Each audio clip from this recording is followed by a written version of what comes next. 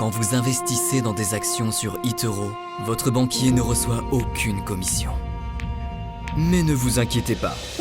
Après un week-end de ski à Chamonix, un smoothie à la noix de coco et un massage à 4 mains, il finira par s'en remettre.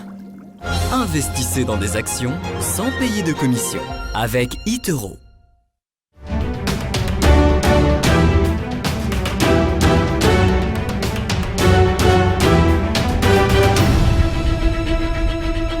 On continue dans l'industrie de la défense, cette fois et la sécurité, avec Thales, plombé par l'aéronautique.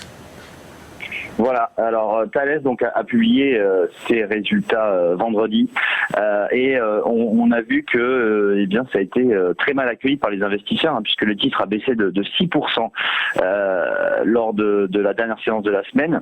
Et c'est vrai que le groupe donc qui est un équipementier électronique pour tout ce qui est aéronautique, sécurité et défense a publié eh bien des résultats en forte baisse, notamment dans sa division aérospace, puisque le résultat opérationnel donc a baissé de 57% et surtout le bénéfice net a baissé quant à lui de 88%, même si on peut noter qu'il y a toujours eu un bénéfice.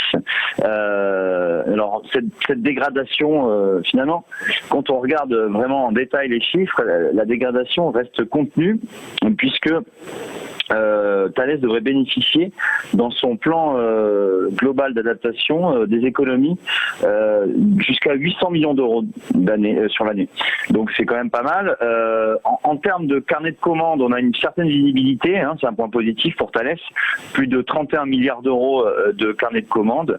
Et le discours de la direction, finalement, s'est voulu rassurante sur le deuxième semestre de l'année 2020, puisque en fait, il valide clairement, le groupe valide clairement l'objectif de retour à la normale dès le troisième trimestre.